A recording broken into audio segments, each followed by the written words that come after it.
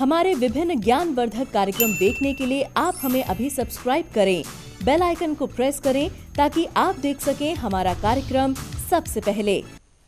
नमस्कार दर्शकों, बसंत पर्व बिल्कुल नज़दीक है। हम बसंत पर्व में किस प्रकार से विद्या की देवी माँ शारदा को प्रसन्न करें। रही बात भगवती की साधना की, विशेष प्रकार के मंत्र भगवती के हैं जिन्हें हम सिद्ध करके अपनी वाणी को सिद्ध कर सकते हैं। जी हाँ, उन्हीं में से एक पर्व है जिसको हम बसंत पंचमी कहते हैं। बसंत पंचमी पूरे देश में, पूरे विश्व में मनाई जाती है, और मनाई भी क्यों ना जाए। संसार में सबसे बड़े ताकत जो होती है वो व्यक्ति के ज्ञान की होती है। व्यक्ति धन बल, शरीर का बल, सारे बलों से बड़ा व्यक्ति का ज्ञान बल होता है। और व्यक्ति के पास ज्ञान ही नहीं है और वो खूब धनवान है तो उसका कोई मायने नहीं रखता। कहने का एक बात भी आती है कि किसी शहर में बहुत धनवान व्यक्ति की मृत्यु हो जाए, बहुत धनवान व्यक्ति की, तो एक दो रोज़ ये बातें आती हैं कि भाई इस शहर के ये बहुत धनवान व्यक्ति थे, इनकी डेथ हो गई। अफसोस तो सबको होता है। लेकिन अगर किसी ज्ञानवान की जब मृत्यु होती है तो उसका पूरे विश्व के अंदर हलचल मच जाती है कि संसार से एक सितारा विदा हो गया। तो कहने का मतलब मेरे दर्शकों, ज्ञान सर्वोपरि है और उस ज्ञान की जो देवी हैं माँ जगदम्बा, माँ सरस्वती हैं। हम सरस्वती की साधना करें, सरस्वती की आराधना करें और कैसे हम भगवती को प्रसन्न करें, ये सारी चर्चा आज के इस विशेष अंक में हम आपसे करने वाले हैं। 9 तारीख की भी बसंत पंचमी मनाई जा रही है और 10 तारीख की भी बसंत पंचमी मनाई जा रही है। लेकिन सूर्य व्यापनी तिथि की यदि हम बात करें तो आप 10 फरवरी को ही बसंत पंचमी मनाएं तो ज़्यादा सटीकता नज़र आती है। 10 फरवरी की प्रातःकाल आपको विशेष प्रकार की कुछ पूजा करनी है माँ सरस्वती की, वो हम आपको बता देते हैं। देखो, आप किसी भी एज में हों, चाहे आप किसी भी एज के हों, लेकिन ज्ञान की ज़रूरत सबको पड़ती है। कोई कितना भी महापांडित्य क्यों ना हो, महापंडित क्यों ना हो, कितना भी बड़ा ज्ञानी क्यों ना हो, लेकिन हर व्यक्ति अपने कोश को बढ़ाता। धनार्थी अपने धन को बढ़ाता है, विद्यार्थी अपनी विद्या को बढ़ाता है और ज्ञानार्थी अपने ज्ञान को बढ़ाता है ना। तो इसीलिए ये अवसर हमारे हाथ से नहीं जाना चाहिए। आपके ज्ञान का इजाफा माँ सरस्वती की कृपा से ज़रूर होगा। और देखो, हर घर में बच्चे हैं। फेब के लास्ट में कुछ बच्चों के एग्ज़ाम शुरू हो जाते हैं, मार्च के फर्स्ट वीक से एग्ज़ाम शुरू हो जाते हैं। तो बहुत उचित समय पे बसंत पर्व आता है और बसंत पर्व का आगमन बसंत ऋतु को भी लेकर के आता है। प्रकृति में भी एक निराली छटा धीरे धीरे आपको देखने को मिलेगी। प्रकृति भी बहुत धीरे धीरे, आपने देखा है कायनात में कितनी खूबसूरती आ जाती है बसंत के मौके पर।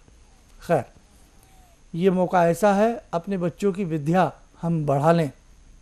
जिन जातकों के बच्चे अच्छे से ना पढ़ पाते हों, आपको लगता हो मेरा बच्चा उतना अच्छे मार्क्स नहीं ला पाता है, उतने अच्छे से नहीं पढ़ पाता है, उतना अच्छा उसको लर्न नहीं हो पाता है, इसकी मेमो डाउन है, या हमें खुद में भी लगता है कि हम किसी चीज़ को बार बार भूल जाते हैं, या लोग हमें बुद्धू कहते हैं, तो कैसे हम अपने ज्ञान का अर्जन करें, आइए हम बात करते हैं।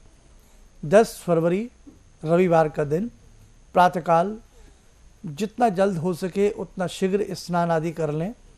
और यदि उस दिन आपके बच्चे भी स्नान आदि, उनको देखो, वैसे तो बच्चे कई बार थोड़ा लेट भी स्नान आदि कर लेते हैं, लेकिन कोशिश की जाए कि उस दिन बच्चों को भी थोड़ा जल्दी से अच्छे से नहला लिया जाए। अगर हम उत्तरी भारत की बात करें तो थोड़ा, पूर्वी भारत की बात करें, उत्तरी भारत की बात करें तो थोड़ा सा ठंड का प्रकोप रहता है, तो उस हिसाब से आप अपनी बॉडी के हिसाब से स्नान आदि करें। उसके बाद हम अपने पूजा घर में जाएं, धूप दीप सभी सामान हम वहाँ पर रखें, या शाम को रख दें, 9 तारीख की रात को रख दें, सारा सामान वहाँ पर इकट्ठा रखें। लेकिन विशेष तौर से अगर हम उस दिन पीले रंग का वस्त्र ख़ास तौर से पूजा के दरमियान पहन सकें तो बहुत अच्छी बात है। या भाई पीले रंग का कोई ऐसा परना दुपट्टा हम ले सकते हैं, या पीले रंग का हम तिलक भी लगाएं तो बहुत अच्छी बात है। भगवती को भोग उस दिन पीले रंग का लगाएं तो बहुत ही अच्छा रहेगा। अब हमें क्या करना है, मैं बिल्कुल सिंपल तरीका बता रहा हूँ। ज्ञानी ध्यानी तो देखो अपने हिसाब से कर लेते हैं सब कुछ, लेकिन जो एक हम सहज लोग हैं, जो बहुत ज़्यादा पूजा पाठ की विधि या कर्म कांड हम नहीं जानते हैं, ऐसे लोग क्या करें, उनके लिए मैं बात कर रहा हूँ। क्या किया जाए, प्रातःकाल स्नान आदि से निवृत्त होकर के हम पूजा के दरबार में बैठें, अपने बच्चों को सबको वहाँ बिठा लें, और बिठाने के बाद पंचोपचार से माँ भगवती सरस्वती का पूजन करें। सबसे पहले अपने गुरु का पूजन करें, गणपति का पूजन करें और महा सरस्वती का पूजन करें। उस दिन भगवान विष्णु का भी पूजन किया जाता है, भगवान विष्णु का भी पूजन करें। पंचोपचार में धूप दीप अर्घ्य जल फूल और अपना धूप दीप अर्पण कर दें। जैसे सबसे पहले अपने आप को आचमन कर लें, चम्मच का थोड़ा जल हाथ पे रखें, हाथ को ढांप लें, गायत्री मंत्र पढ़ते हुए, या जिनको ये मंत्र आता है पवित्रीकरण का, ओम मैं पवित्र है पवित्र वा सर्वावस्था गतोपि वा, अगर नहीं आता है कोई बात नहीं है, सिर्फ गायत्री मंत्र पढ़ते हुए अपने ऊपर छींटे लगा लें, या जो भी मंत्र आपको याद है जिसे आप पढ़ते हैं पढ़ती हैं उसको पढ़ते हुए छींटे लगा लें, आप पवित्र हो गए। या भावना से छींटे लगा लें कि हम पवित्र हो रहे हैं, पवित्र हो गए। धूप दीप अर्पण करें भगवान को, दीपम भगवान को दीपम दृश्यामी धूपम आग्रपयामी नैवेद्यम निवेदयामी पुष्पाणी समर्पयामी। अपने हिसाब से मतलब 5 चीज़ें हमने भगवान को चढ़ानी होती है। कायदे तो यही होता है, अगर हम 16 प्रकार का पूजन करें वो सबसे उपयुक्त रहता है। कैसे, सबसे पहले भगवान को बैठने के लिए आसन दिया जाता है। गुरु का पूजन कर रहे हैं, आसनम फूल चढ़ा दें, आसनम समर्पयामी, पैर धुलाएं, थोड़ा चम्मच से जल कटोरी में छोड़ें। पाद्यम समर्पयामी, अर्घ्यम समर्पयामी, आचमनम समर्पयामी, स्नानम समर्पयामी, थोड़ा सा वस्त्र जैसे हाथ पे बांधने का अलावा होता है, वस्त्रम समर्पयामी, यज्ञोपवीतम समर्पयामी, चंदनस्य विलेपयामी, अक्षतान समर्पयामी। 16 प्रकार की चीज़ें चढ़ाई जाती हैं। इसे षोडशोपचार पूजन भी कहते हैं। ये ना आए तो आप धूप दीप फल फूल, और सबसे पहले क्या करें, भगवान को आप दीप अर्पण कर दें, धूप अर्पण कर दें, भगवान को तिलक लगा दें, हल्का सा चावल लगा दें और पीला तिलक लगाएं भगवान को। और उसके साथ साथ एक कार्य और आप करें तो आपके लिए बड़ा अच्छा रहेगा, पीला भोग माँ सरस्वती को जरूर लगाएं। गुरुदेव को और माँ सरस्वती को, भगवान विष्णु को सबसे बढ़िया मीठे पीले चावल बना लें, बेसन का हलवा बना लें, पीली कोई मिठाई बाज़ार से पहले से ला के रखें, वो गुरुदेव को चढ़ाएं, माँ सरस्वती को चढ़ाएं, भगवान विष्णु को चढ़ाएं।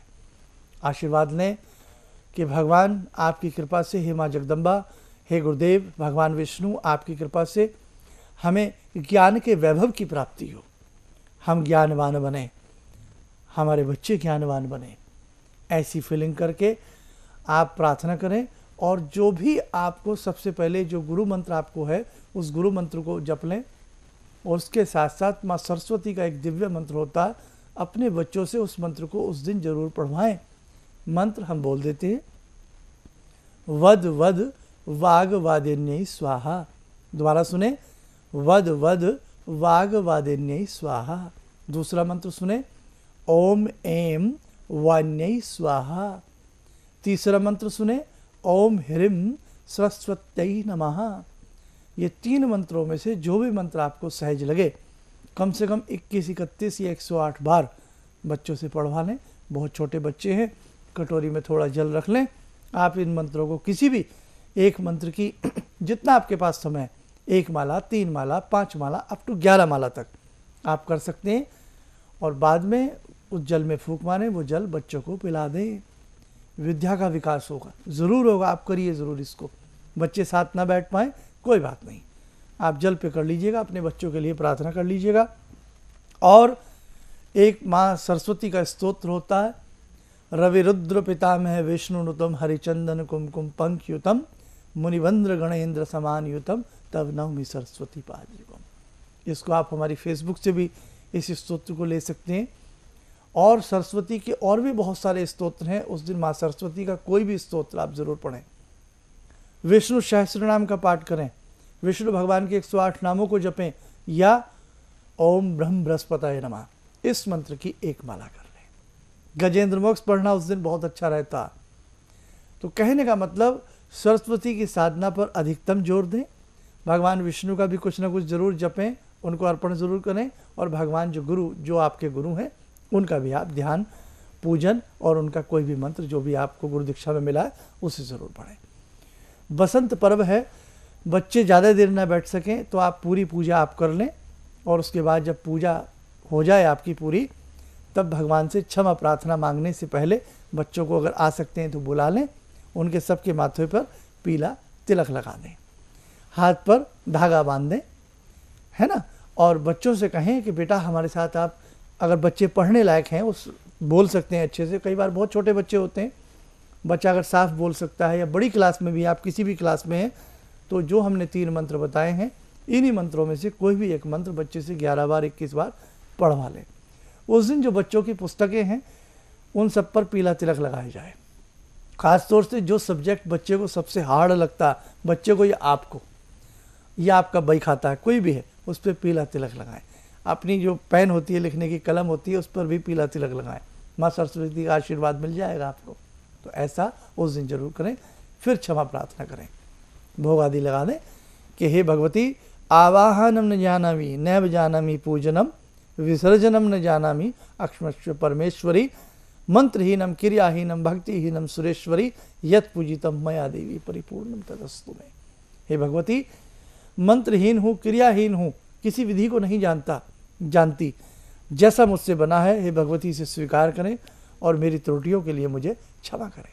चाहे हिंदी में बोल दे भगवती से, और उसके बाद थोड़ा सा जल पृथ्वी पर गिरा करके तिलक लगा करके उठ जाए। जो पीला भोग आपने भगवती को लगाया है, बाकी के पीले भोग में उसको मिला लें। भाई देव आपने मीठे चावल बनाए पीले, है ना, तो थोड़ा सा भोग लगाएं, बाकी वो उसमें मिक्स कर लें। और उस दिन पीला चावल बांटना मीठा बड़ा शुभ माना जाता है, पीली मिठाई बांटनी बड़ी शुभ मानी जाती है, और पीले रंग के उस दिन वस्त्र पहनना बड़ा शुभ माना जाता है। कुछ क्षेत्रों में तो रंगारंग कार्यक्रमों का आयोजन होता है बसंत पर्व पर, और कुछ क्षेत्रों में बहुत पतंगे उड़ाई जाती हैं बसंत पंचमी के दिन।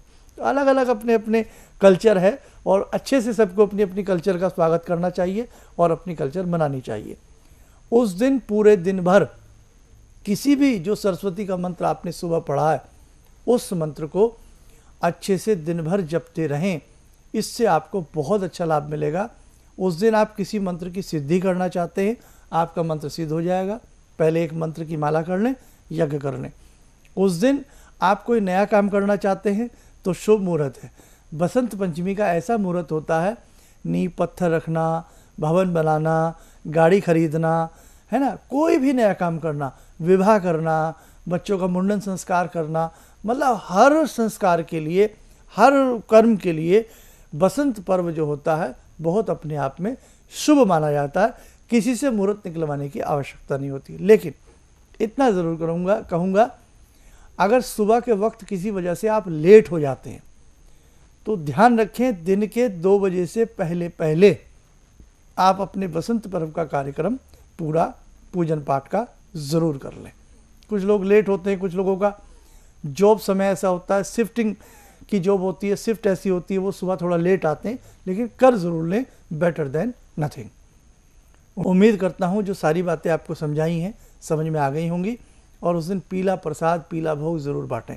शाम के समय सरस्वती की वंदना करें, सरस्वती की आरती करें, कुछ भी आप करें आपके लिए अच्छा रहेगा। और दिन भर चलते फिरते ओम एम वाणी स्वाहा, वद वद वाग्वादिनी स्वाहा, ओम हिरिम भारती नमः, ओम एम सरस्वती नमः, जो भी मंत्र आपके मुंह पर पड़े उस मंत्र को आप जरूर दिन भर पढ़ते रहें। कामना करें कि हे विद्या की देवी, वांग विलास की देवी, हे भगवती, आपकी कृपा से समस्त अज्ञानता दूर हो जाए, जीवन का जितना भी अंधेरा है, अंधकार है, वो आपकी कृपा से हमारा दूर हो जाए, और मेरे बच्चे यशस्वी बने, मेरे बच्चे विभववान बने, इस देश के समस्त बच्चे बहुत आगे बढ़ें। जहाँ जहाँ आप मेरा कार्यक्रम सुन रहे हैं, किसी भी देश में, किसी भी कंट्री में, पूरे विश्व के बच्चे ज्ञानवान हों, सबके घर में आलोक के दीप जलें, सबके घर में मंगल कार्य हों, ऐसी भगवान से विनती करें। और उम्मीद करता हूँ आप इस पूजा को जरूर करेंगे, और माँ सरस्वती से आप ज्ञान की प्राप्ति अवश्य आपको होगी, ऐसी मेरी आप सबके लिए मंगल कामना है। सर्वे भवन्तु सुखिनः सर्वे सन्तु निरामया, सर्वे भवन्तु सुखिनः सर्वे सन्तु निरामया, सर्वे भद्राणि पश्यन्तु मा कश्चित् भाग भवेत्। भगवान से जुड़ो और भगवान को से जुड़ने का जरिया आपने बताया, बहुत अच्छा लगा, बहुत धन्यवाद। और सनातन धर्म को जिंदा रखने के लिए आप जो प्रयास कर रहे हैं बहुत सराहनीय है। हम लोग को मौका मिला है, हम लोग भाग्यशाली हैं जो आपके करीब आने का हम लोग को मौका मिला है। हमारे विभिन्न ज्ञानवर्धक कार्यक्रम देखने के लिए आप हमें अभी सब्सक्राइब करें, बेल आइकन को प्रेस करें ताकि आप देख सकें हमारा कार्यक्रम सबसे पहले। और अधिक जानकारी के लिए फेसबुक पेज को लाइक करना न भूलें।